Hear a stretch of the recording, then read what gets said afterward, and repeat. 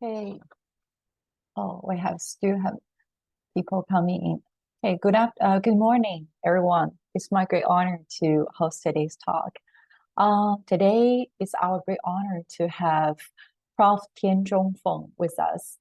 So Prof Tian is an assistant professor of bilingual education in the Department of Urban Education at Rutgers University in US. Theoretically grounded in translanguaging, his research is about teachers to work with teachers to provide bilingual and multilingual students with equitable and inclusive learning environment in the English as second language and dual language immersion context. Prof. Tian is very productive. He has published 4 books and 7 special issues and many good peer-reviewed journal articles at well-renowned international journals like International Journal of Bilingual Education and Bilingualism. So today, Prof. Tian will talk about designing translanguaging spaces in a grade 3 Chinese immersion classroom. Such an exciting topic, and I think until just 2 minutes ago, still people email me for the address of this talk. So I think we all let's just give a warm welcome to Prof. Tian for the exciting presentation. Prof. Tian, the platform is yours. Thank you. Thank you so much for the introduction. Good morning, everyone. Just give me a second to share my screen.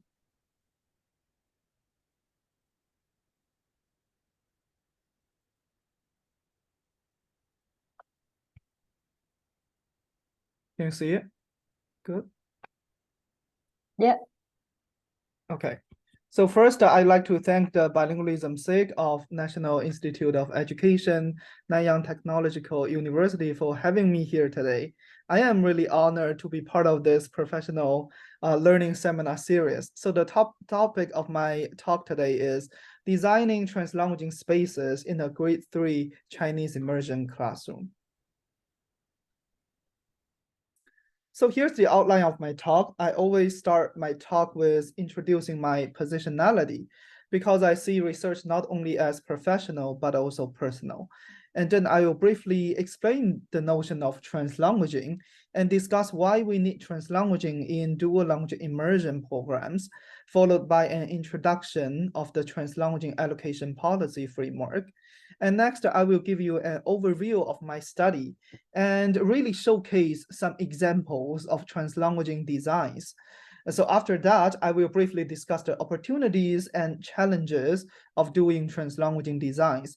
And I will end my talk with some next steps, future directions, and recommended resources.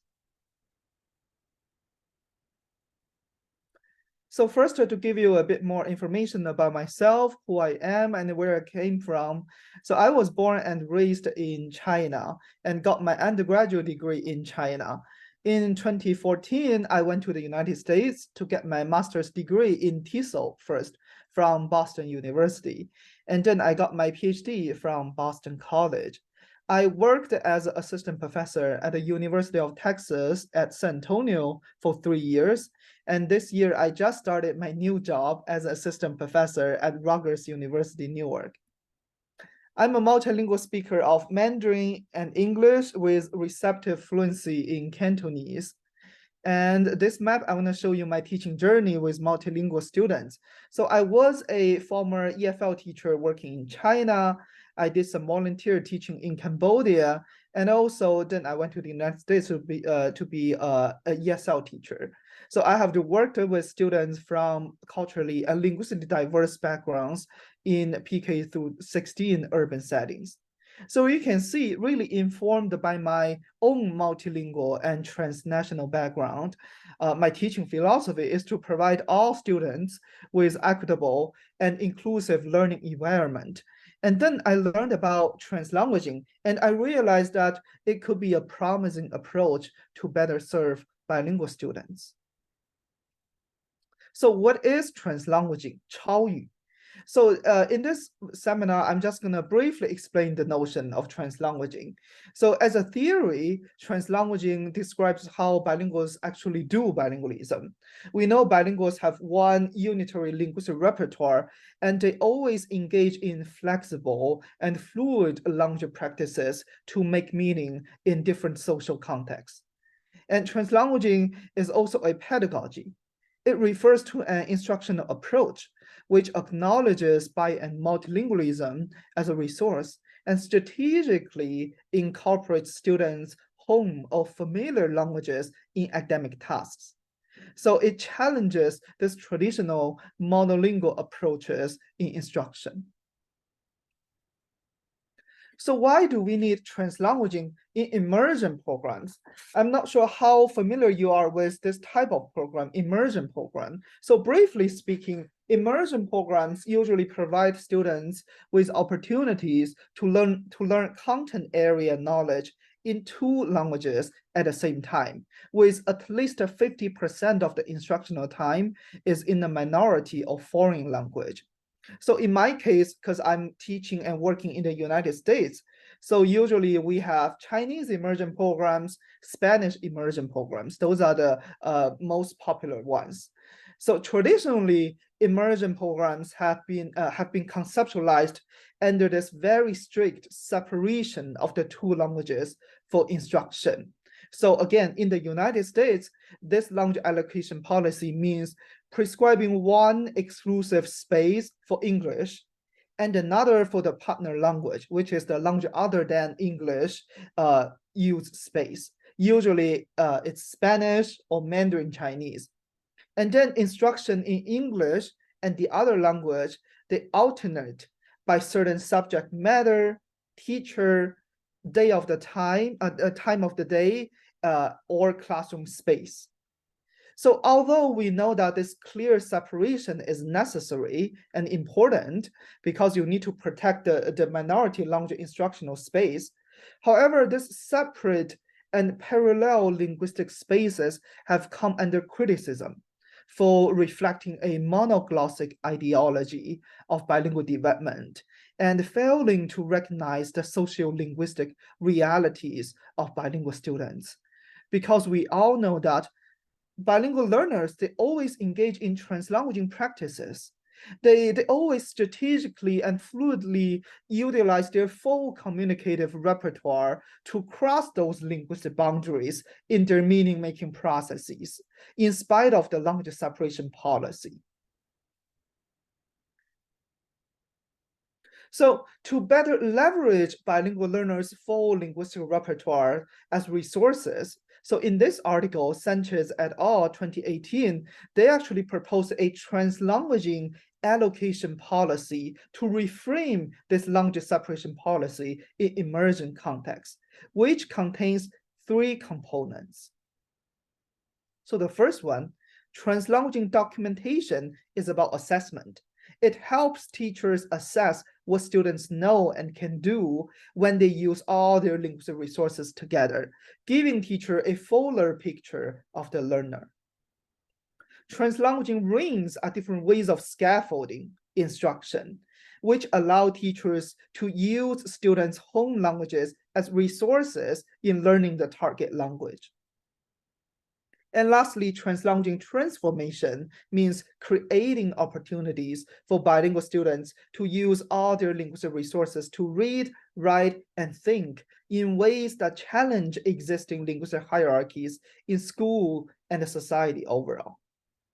So I want to highlight that through integrating these different translanguaging spaces into this existing language separation model, so this framework actually offers more flexibility to instruction and assessment, and theoretically provides an alternative way to better serve bilingual students. So my research study actually aimed to explore how this translanguaging allocation policy could be implemented in real-life classroom context. In my case, it's a third grade Chinese immersion classroom. So now I'm going to explain more details about my study. So this study took the methodology of participatory design research, which features trusting relationship building between teachers and researchers, and both parties are positioned as brokers of knowledge to engage in equitable forms of dialogue and listening to figure out how this education innovation works in practice through iterative cycles of development, refinement, and analysis. So in my case, so I was the researcher and worked with a grade 3 Chinese teacher, let's call her Miss Li. We co-designed translanguaging documentation, translanguaging rings, and translanguaging spaces in her Chinese instructional space within and across 3 different content areas. So they are Chinese language arts, CLA, science, and social studies. So this research was a year-long collaboration, dialogic planning and implementation of translanguaging allocation policy framework, which I just explained. It took place from September 2018 to June 2019. To give you a bit more context of this study, so again, it occurred in a 3rd grade Mandarin classroom in a Chinese immersion program. So this program was a strand program, which means part of a public K-5 school in US New England area. And this program adopted 50-50 model with 1 language, 1 teacher, 1 classroom language separation policy. There were 22 students in the class. The majority of them were multiracial English dominant speakers who were learning Mandarin as their 2nd or additional language at that time. The participating teacher, Miss Li, she was a self-identified bilingual speaker of Mandarin and English, originally from Taiwan. She's a very experienced teacher with more than 7 years teaching experience at that time. She had a master's degree in applied linguistics from a US university.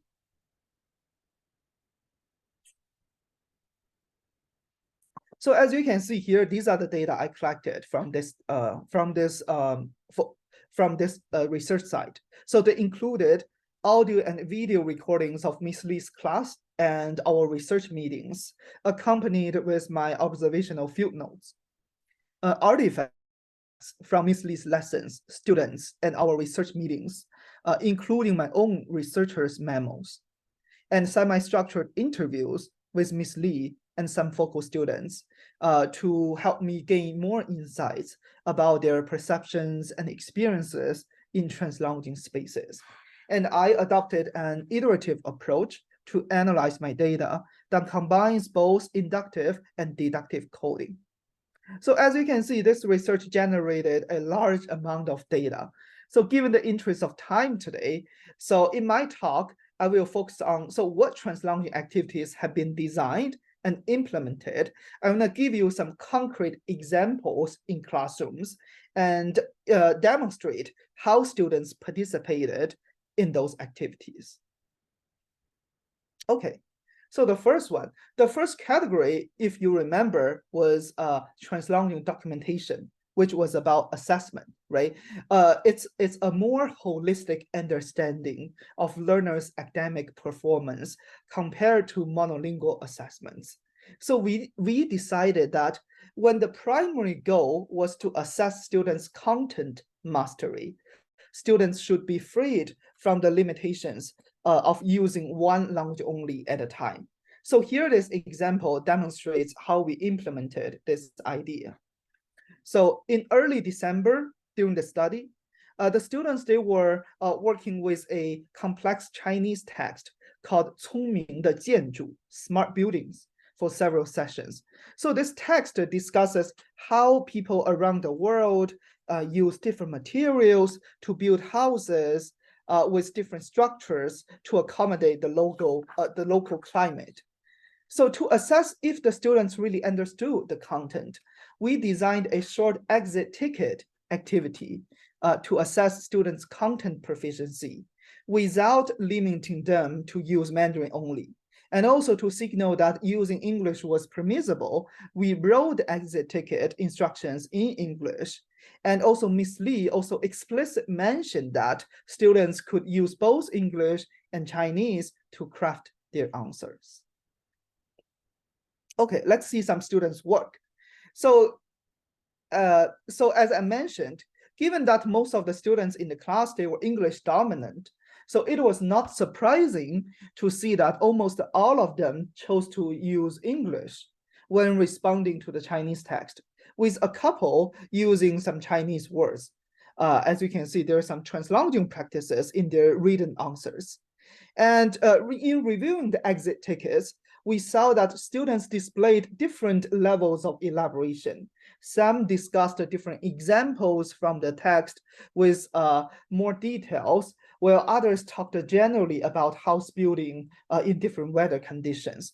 So in summary, translanguage documentation provided us with a fuller picture of where they were in terms of content comprehension. And next, you may wondering, right? There are some moments that we want to students to demonstrate both content and language proficiency. So now I'm going to give you an example. To prioritize student use of Mandarin, while also offering them some wiggle room to use their full linguistic resources in these formative assessments, Ms. Lee and I decided to add certain criteria to regulate students' written output. So again, in this example, the students, they were working on their story retelling skills in this Chinese language arts class. So in this one academic task, Ms. Lee first read a Chinese text called 小柔的旅行,好玩的过山车, Rosie's Trip, Roller Coaster Fun. And then she asked the students to retell the story in a written form. So in this assessment, our criteria were, so first, use as many Chinese characters as you can. And second, if you do not know how to write a character, you can use pinyin instead. So pinyin is the romanization of the Chinese characters based on their pronunciation. I'm sure many of you are familiar with this system. And lastly, if you do not know either, you can then use English. So now let's look at students' work. So on a general level, we saw that, again, students translanguaged among Chinese characters, pinyin and English fluidly in their written answers. And most of them produced their retelling in Chinese characters with limited use of pinyin and English. So this shows that students could still draw on their linguistic resources to demonstrate their content understanding, but in a more structured way, because we give them the certain criteria of using their English and Chinese to showcase their language proficiency. So now moving on to the second category, which was the translanguaging rings, which we talks about using students' dominant languages as scaffolding during instruction to achieve different pedagogical purposes. And we saw that by engaging students in cross-linguistic analysis through juxtaposing English and Chinese, translanguaging rings can reach students' meta-linguistic awareness. So in this example, again, so students, they were comparing and contrasting the word order in Chinese and English sentence structures. 我在美国出生, I was born in America. So under Ms. Lee's explicit guidance, students learned that in English, place adverbial in America is always placed after the verb was born. Well, in Chinese, usually we put place adverbial 在美国 before the verb 出生. So the students, by doing this cross-linguistic analysis and translanguaging practices, they were more attentive to the form and grammatical structure of Chinese and could potentially become more competent bilingual readers and writers. And one more example in this category. And translanguaging rings could also make content more accessible to all students with different Chinese proficiency levels. So by providing English translations to certain difficult Chinese words and phrases in vocabulary list and instructions on the worksheet, Translanguaging rings promoted students' content level understanding and facilitated their task engagement in a timely fashion. So students, they knew clearer what they were expected to do when you put instructions in English.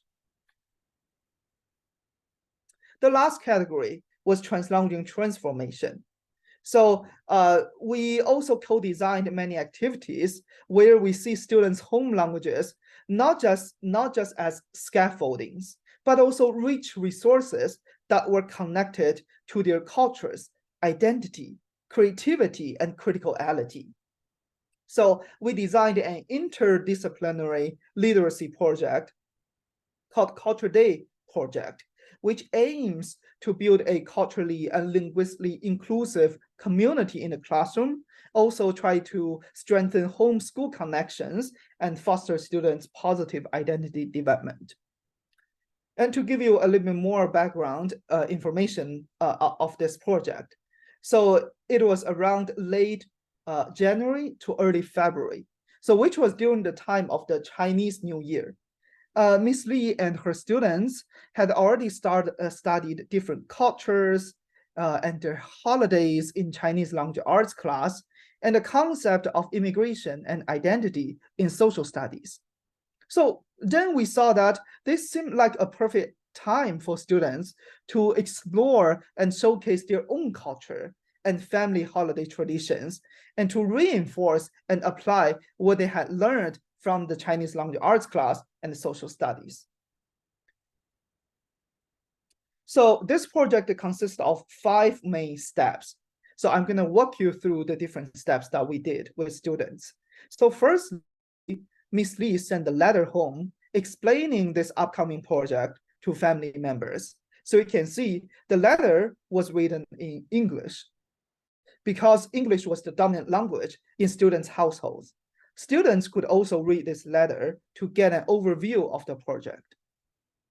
And next, we gave students a worksheet written in English, instructing them to conduct interviews with family members to learn about their family origins and one traditional holiday they celebrate.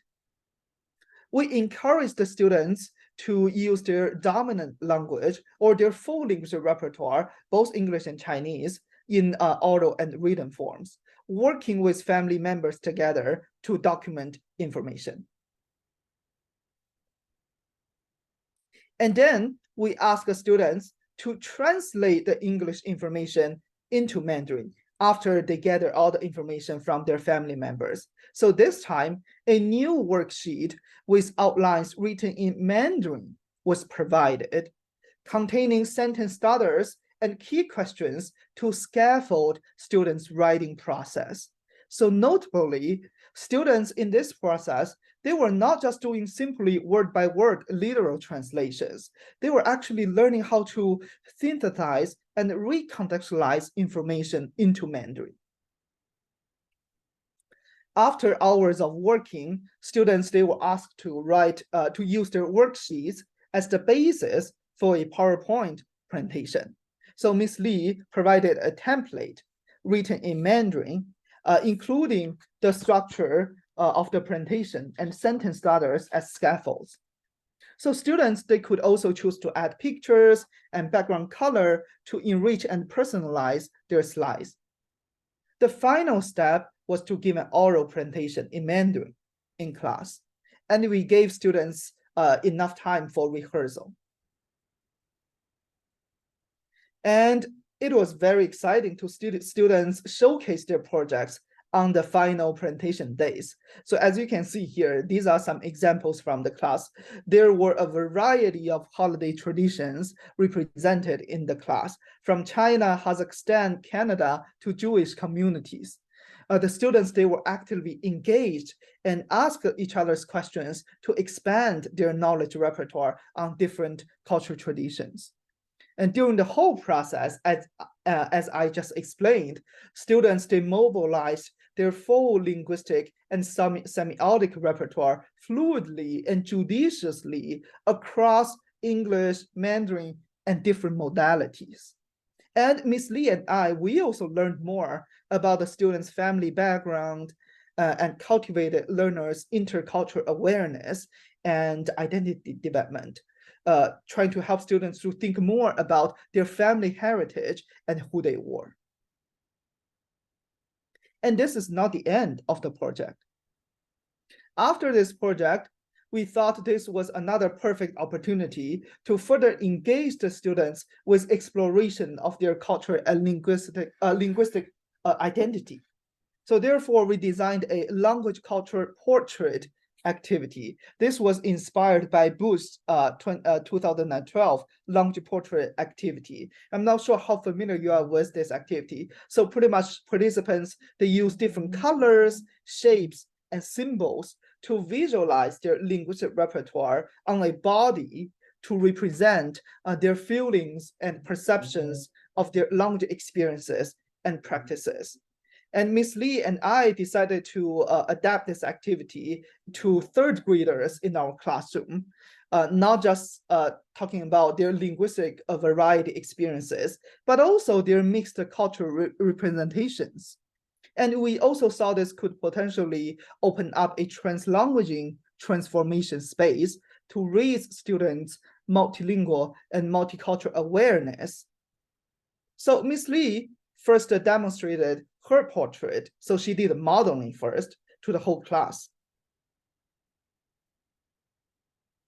So as you can see from the picture I presented here, so Ms. Lee first walked the students through the different parts of her portrait and explained the rationale in Mandarin. So for instance, most of her body parts, as you can see, like face, legs, etc., were painted in green, which represents Taiwan, because she looks like Taiwanese and she was born and grew up in Taiwan. She put red, representing the US, in hands and feet, because she usually plays squash and rock climbing, which are typical American sports. And students, they were amazed by Ms. Lee's colorful portrait, and then move on to their individual creation of language culture portraits. And Ms. Lee also explicitly explained that for the written parts, to explain the rationale, students, they could choose to write in either Mandarin, English, or both. Our goal here was to provide a more inclusive translanguaging space in which students could draw on their whole linguistic and semiotic resources to showcase their thoughts in this self-exploration activity. So again, let's look at students' finished products.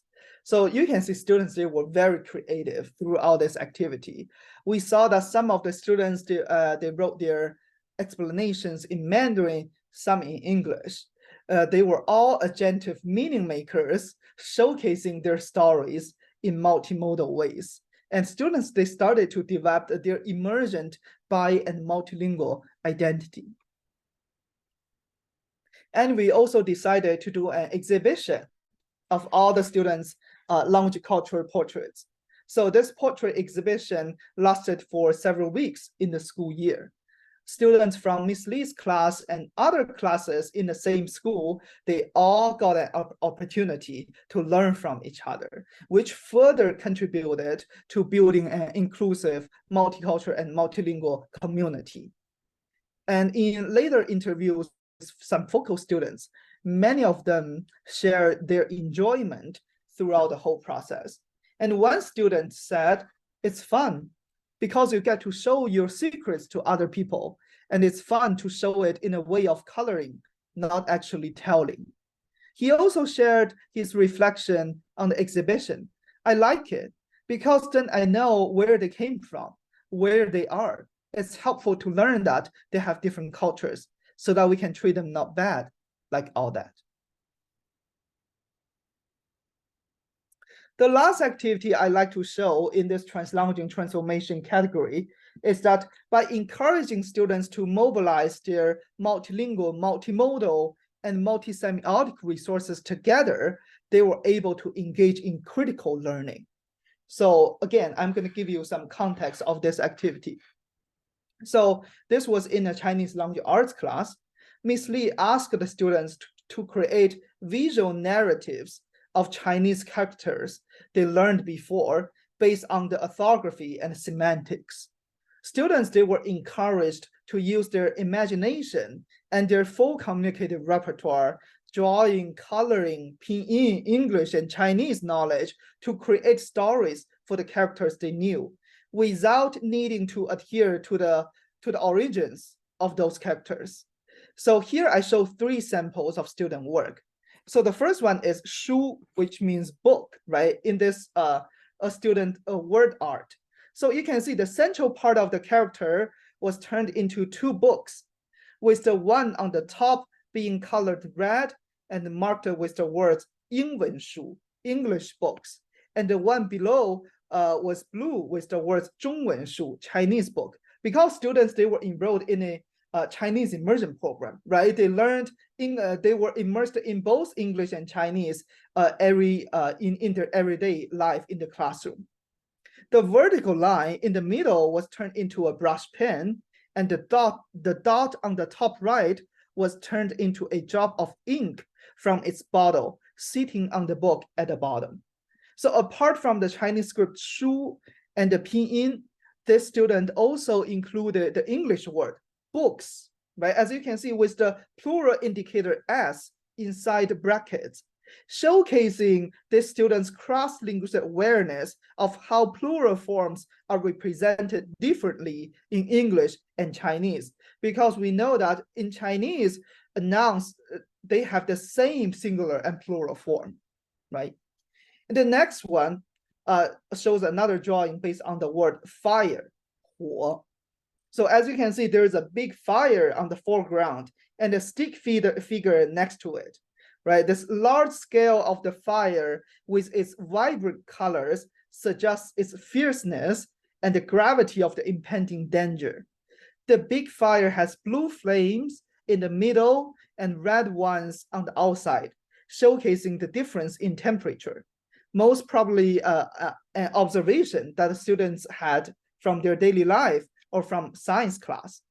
So these realistic features add to the strength of the fire. And in addition, you can see 2 speech bubbles from the stick figure, one indicating that the person is screaming of pain, and the other yelling, "My arms are off," suggests that he is hurt by the strong fire and his arms are about to burn off. So this bilingual and multimodal representation of the word fire not only capture its semantic meaning and pronunciation, but also create an engaging visual narrative. It's like a story right here with actions and details that already go beyond the origins of the word fire, which is just a fire, right? The last example is the character mother, right? As you can see, there's English translation, mother, and pinyin there. So now you compare the character and the drawing beside it. The left radical part, 女, was turned into a figure with long eyelashes and a hairstyle resembling a woman figure, a stereotypical woman figure. The right part, ma, is turned into a stove, with the mother cooking on the stove top and baking something inside the oven and utensils hanging above the stove. So the woman's smiley face with her eyes closed suggests a sense of satisfaction and delight in cooking. And since the word means mother, the visual, by extension, implies the joy a mother takes in preparing meals, right? So this is really interesting, right? Because the student turned into the right part to a kitchen, which actually brings to mind a common stereotypical symbol that holds assumptions about mothers or women's place in household, right? So whether the student subscribe to the stereotyping image or not, it actually implies a sociocultural belief that the gendered expectations of women or motherhood, which could further provide a fertile ground for further discussions and reflections. So as you can see, this kind of translanguaging activity actually opened up more space for critical discussions and reflections on the complex intersections of language, culture, and beliefs. And finally, I just want to offer some concluding thoughts with regard to translanguaging designs in immersion programs, right? Some opportunities and challenges. So as you can see in my example, we saw that translanguaging could promote student engagement, critical learning. It can contribute to their content and language literacy development, raise metalinguistic awareness, and foster bi and multilingual identity awareness, etc. Translanguaging can be used as more than scaffolding. But also we encounter some challenges, right? Like the concerns from the Mandarin teacher, because we actually introduced more English use in the Mandarin space, right? So she always have this kind of fear of this protection of the minority language instructional space.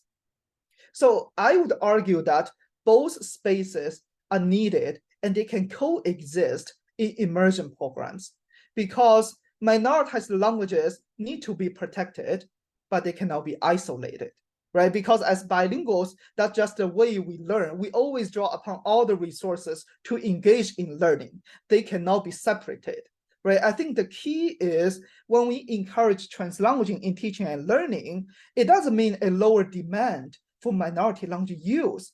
Rather, we need to think about different ways to strategically plan and implement translanguaging spaces based on different contextual factors, such as different learning tasks, different learning objectives, students' background, their needs and levels, and etc. And also, this is a teacher-researcher collaboration study. I think it also provides a promising way to generate evidence-based, practitioner-informed, and context-appropriate knowledge for further improvements in immersion programs. Because when you bring both parties together, they both come to question and understand better what translanguaging pedagogy means, right, at that particular context and within its parameters. I know I'm almost there. Some further next steps, I think. So for me, I think I would like to challenge all of us to continue to think about more innovative and critical ways to integrate translanguaging pedagogies in different Chinese immersion settings. For example, we can ask English partner teachers and Mandarin partner teachers, they collaborate, what that will look like. There may be an organic translanguaging space flow across both English and Chinese spaces. And we can also invite family and community members as curriculum co-designers. So these are some recommended resources and the references for my talk. And these are some of my contact information if you're interested in learning more about my work. And actually, all of these data have been published in 4 peer-reviewed journal articles. So these are the references. So if you're interested to learn more about the process, the opportunity and struggles of designing translanguaging space, these are the articles for you. And if you are interested to learn more about teacher-researcher collaboration to promote translanguaging pedagogies, I just published a book this year with Multilingual Matters. So below is the coupon if you're interested in purchasing the book. And you can scan the QR code to get a copy of the slides. So for your further reference. So thank you again so much for your listening, and I'm looking forward to your questions. Thank you.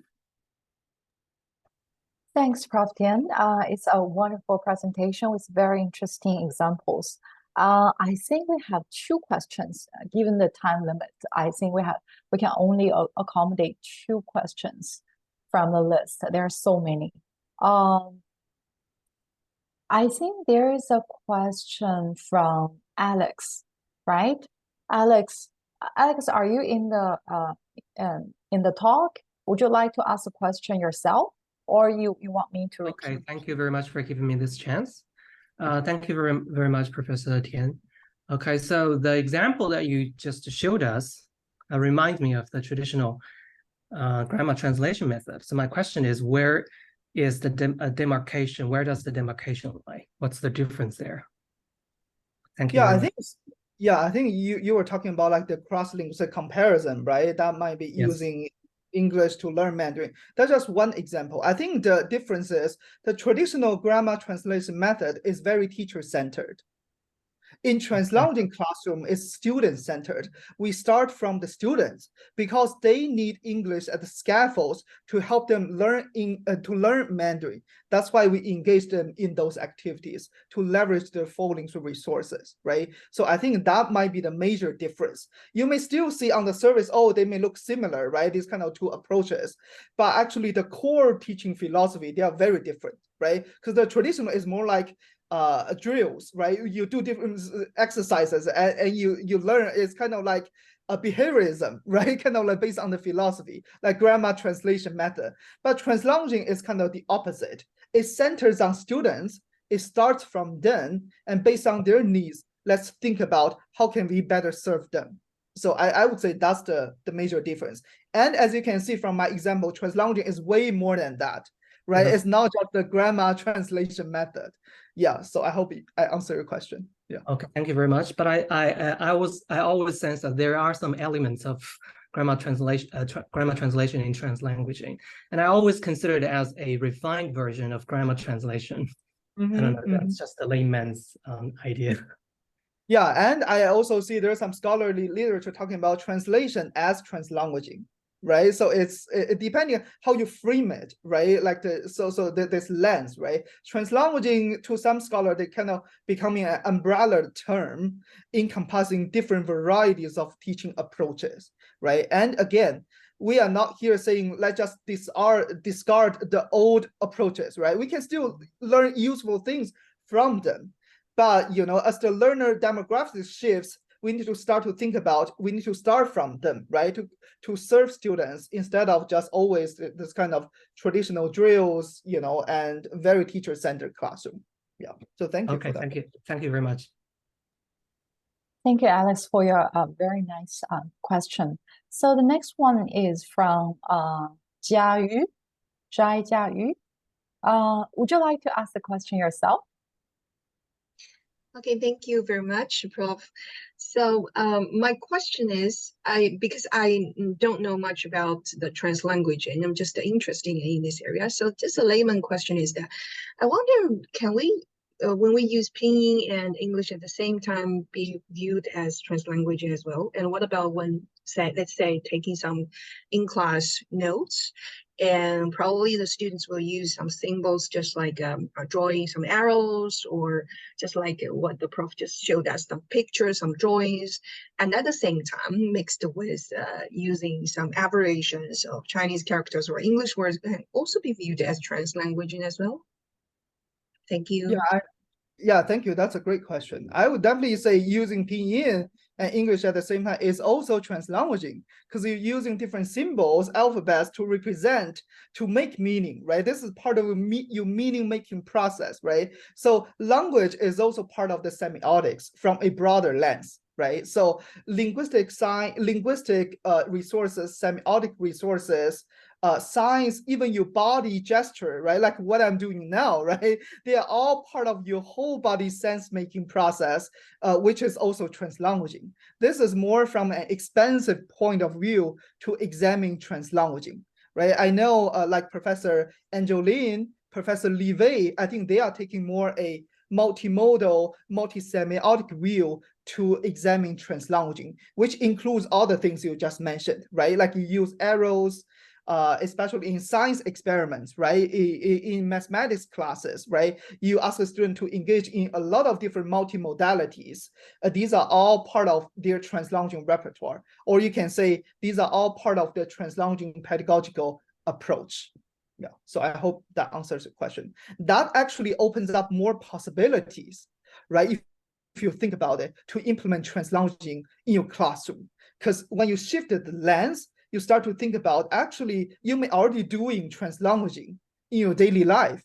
You just haven't realized that, right? And what the teachers really need to do is to bring this to their awareness level and strategically to implement Translanguaging into classroom context. So thank you for that question. Sorry, so does that mean that if we take a relatively narrow definition of translanguaging, it may refers to switching codes just at the linguistic level, but if we expand the definition, it's more like any semiotic resources like your gesture, facial expressions, or your linguistic, and as long as you are making sense, right? So this can also be regarded as part of the translanguaging. So that's a quite broad concept, right? Yeah, that's a more kind of expansive view of translanguaging. And again, depending on which lens you are taking, right? So you can have a kind of, according to you, like more narrowed lens, right? Translanguaging has to include different named languages switching and mixing. Or you can take a broader lens, like translanguaging also include different semiotics use, right? So there are also different scholars in the field. They are taking kind of different lenses to view translanguaging practices. Yeah. So thank you very much. Okay, I think Zhongfeng, we have actually we start later. We start 10 minutes late, so maybe we can accommodate more questions since there are still good questions coming. Okay, from Liu, I don't know how to pronounce, excuse me. Liu Chu or Liu? Yes. Okay. Thank you, Professor Sun and Professor Zhang. I'm quite curious about the different terms about translingual writing research. We find that some scholars use translingual practice, or some scholars use translanguaging and language mixing. So I'm wondering what are the differences between these terms, and could you please recommend me some literature on it? So that's my question. Thank you. sure, this is a good question. I would say the terminology used cause a lot of confusions, especially to emerging scholars and young scholars, right? When you read literature, oh my God, there are so many different terms. But I think because the terms that used by the scholars, they all coming from different disciplines, I would say. So like translingual writing is usually a common term used by writing and rhetoric and composition scholars. So for example, Suraj Kanagaraj is a advocate for translingual writing. So if you're interested to learning more about this term, I definitely recommend you read his work. I think he has like books and articles talking about translingual practice. And he actually argues that translingual practice is more an umbrella term, including translanguaging, right? So this is from his point of view, because his background is more writing and rhetorics. So I'm more from educational background, right? So I was trained as my major was in curricular instruction. So my background is coming from like pedagogy, bilingual education, which was more informed by Ophelia Garcia work. So in her work, she definitely used translanguaging. Especially she and Li Wei, right? So you can see they are more kind of language education folks. They use their own terms, right? But I would say, I don't think you have to necessarily differentiate the differences among these terms, because it might get you more and more confused when you're trying to differentiate what exactly are the differences, right? Like translingual writing, translingualism, and translanguaging, right? Because they coming from different disciplines. That's just how the term they prefer to use, right? But I would say definitely depending on which discipline or a school that you are more aligned yourself to, that might be the term that you want to use when you publish your work, because you have a readership in mind, right? That's your audience. So when I talk to writing folks, maybe I use translingualism in my article. And when I talk to education folks, I use translanguaging, because I don't want to, people get confused. These are just terms preferred use in different disciplines, right? So I hope I answered your question, and I'm happy to recommend some literature. You can email me and I can send you a few journal articles and books and etc. Yeah. Okay, thank you. How about language mixing? What are the difference between language mixing and those two terms, translingual practice and translanguaging? I think language mixing, I would say, I think I think more scholars in the writing and rhetorics field, they are more adopting translingual practice now. I would say language mixing, I think, is more from like 10 years ago. I think when the term hasn't become so popularized, I think people will use language mixing. They will talk about these kind of practices. But again, you can still use this term. I would say, personally, I don't really see like a big difference among these terms. Yeah, they are just belong to different disciplines. And also keep in mind that terminology always has its timeliness. And when the term was created, by what type of scholars, by what group of scholars, right? Like maybe 10 years from now, we use another term. We no longer use translanguaging, right? Like this is how the field shift from, you know, this decade to a different decade, right? Maybe translanguaging is a popular term now. Maybe the next decade, we use another term. But I think the underlying purpose is still the same. We want to acknowledge bi and multilingualism as a resource, right? We want to say language mixing is nothing wrong. That's just part of their natural practice. This is just how bilinguals engage in meaning making. So we can see, I think the underlying core purpose is the same. We want to advocate for linguistic and cultural justice, right? We want to advocate for linguistic rights in writing.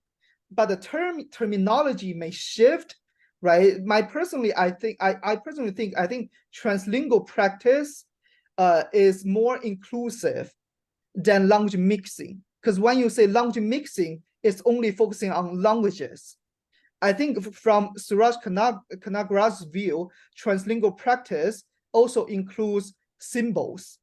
When you mixing different symbols or, you know, different other semiotic signs in your writing. So that's my personal understanding. And, you know, I'm not an expert in writing and rhetorics. So this is something I'm still learning about. So thank you for that question. Yeah. Thank you. Thank you both.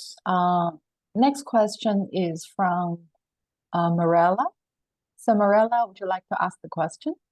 Yeah, hi. So I noticed that the context in which your study came from is primary school, and I am teaching at university level, and I'm interested, do you have any sort of suggestions for how translanguaging might be applied at the university level for multilingual students?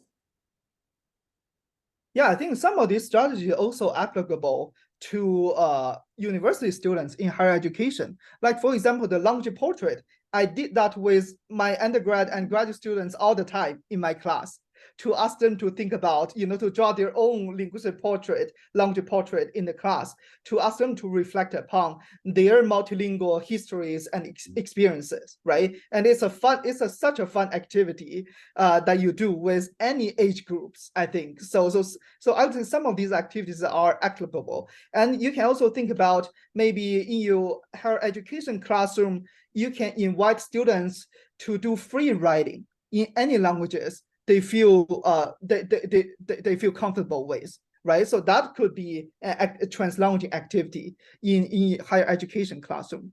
Or you can allow students to engage in conversations using their whole linguistic resources, right, in their discussions. You don't necessarily mandate, you know, this language only in this classroom, or for example, English only in your classroom, right? So you can think about different spaces that you can open up translanguaging to try it out, I would say. Yeah, so definitely, I would say experiment with it. And I think that will open up more possibilities for students to engage in learning. Yeah. Thank you. Thank you. From Lydia, I think a question for clarification. Lydia, please. Hi, Prof. Thank you for sharing with us. I just needed one small point of clarification, which is when Miss Lee, when she is teaching in class, what's her medium of instruction? Is it purely Chinese or Chinese and English? Yeah, And when that's a she good question. on the board, does she write in English or in Chinese? Yeah, so what's her medium of instruction? Yeah, that's a good question. So just to clarify, so this is still a Mandarin class, right? So Miss Lee, I think, still trying to use Mandarin most of the time, I would say, for her instruction and write in Mandarin, right? For the translanguaging part, it's more kind of offering the wiggle room for students to engage in meaning-making processes using all their linguistic resources. So Miss Lee, she still want to maintain a target language model in the classroom, right? So this is what I talk about, the strategic use of translanguaging, right? It doesn't mean Miss Lee, she's always doing, you know, English and Chinese code switch all the time, right, in the classroom. So she still, most of the time, she maintain a Mandarin as the medium of instruction in the class. Yeah. Okay, thank you. Thank you. Yeah. Okay, next question is the last question for today's talk is from Fan Yang. Or would you like to talk? Yes, thank you. And thank you, Dr. Tian. I'm really impressed by the work you and Miss Lee did in her class, and I'm also impressed by the students' creativity. So my question is more from like a researcher's perspective. So I wonder, what's your role in this research? And as you mentioned at the beginning of your presentation, how do you build this trusting relationship with the teacher? Because I suspect it's not going to be smooth, and I don't know whether still resistance happens. So yeah, could you talk a little bit about that? Thank you. Oh yeah, there are so many challenges and obstacles that we both need to encounter during the process, right? In terms of like relationship building, I think before I started working with Miss Lee to do this research, I was a volunteer teacher actually in her classroom for 2 years. So you can see how long it took us to build a trusting relationship, right? I was a teacher working with her, and since then we already started the conversations about the possibilities of translanguaging, you know, but I wasn't asking her to do research with me. This is trusting relationship building, right? You need to also put in effort, I think, for especially as a researcher, right? Like we are not there just to do research and we go, right? It has to be a win-win situation, right? Like not benefit yourself, but also benefit the teachers, right? Which is the ultimate benefit. You want to benefit the students, right? So actually I spent quite a long time just being a volunteer teacher to familiarize myself with the school context, with students, with Miss Lee's style, you know, just having continual conversations about doing research. And, you know, when we were officially doing the research, so we actually encountered a lot of difficulties.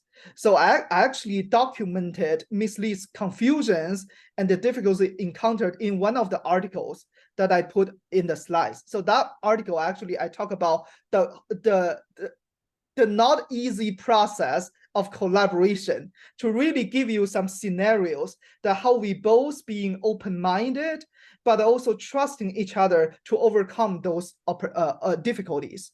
So I would say the underlying philosophy is the both parties are willing to negotiate meaning and being respectful, being willing to listen to each other's concerns and needs during the process, and being open-minded. That's very important for a successful partnership, right, to move forward, right? So I'm grateful that Miss Lee was such a person, right? She's a good listener, but she's also a good doer, and she's also a good communicator during the process. And I was also very active, you know, during the process that working with her. So both parties actually put equal efforts into this collaboration, and that's how, you know, we generated so many translanguaging ideas. And one last thing I want to share is even till today, Miss Lee and I, we are still keeping in touch. And Miss Lee, she will go to some local conferences to share our research, you know, with some local teachers. And, you know, sometimes we still have phone calls to talk about. I will check in with her, you know, how have you been doing, you know, with your classroom, right? Have you tried translanguaging again, right? What are your thoughts for translanguaging now, right? Because the research was like 2 years or 3 years ago, right? So you see, I value this relationship as a continued ongoing relationship. So we already become critical friends, I would say, right? It's not just a teacher and researcher collaboration, right? And it's a long-term, I think, relationship that is beneficial for both parties. Yeah. So thank you for that question. Thank you. That's very helpful. Yeah, perfect. I think we all enjoyed today's, great conversation and nice lecture from Prof Tian. And so I need to wrap up today's talk, and thank you so much for Prof Tian's precious time, because it's your evening time, and thank you for sacrificing your evening time with us. Okay, so what I want to address is now I can introduce myself. My name is Sun He. I'm a chairperson of this bilingualism SIG. And before Prof Tian, I invite Prof Tammy McBride to kick off this year's talk series. And after Prof Tian, I also invite another 7 great speakers coming on board, including such as Prof. Annick Hauer, some great names in early bilingualism. So I hope you can continue to pay attention to our talk series, and because we hope to bring good lectures, great discussions for 2 and 4 hour bilingual communities. Yeah, thank you very much for your attention. And also in the end, I want to thank my team members, Nat and Shanice, for their hard work before today's lecture. So now I would like to say, have a good morning, good afternoon, good evening, and see you next time. Bye-bye. Bye, everyone. Bye.